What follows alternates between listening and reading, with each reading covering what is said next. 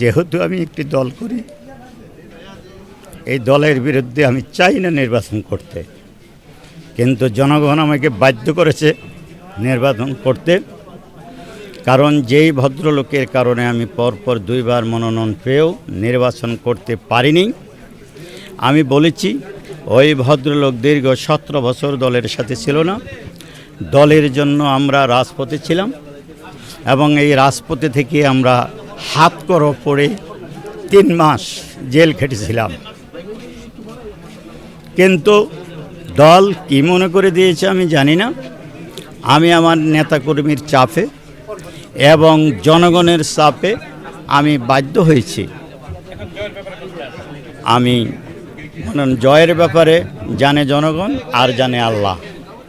আমি আশাবাদী জনগণ আর আল্লাহ চাইলে ইনশাল্লাহ আমি নির্বাচনে জয়ী হব। সম্পূর্ণ নির্ভর আল্লাহ এবং জনগণের উপর নির্ভর করে।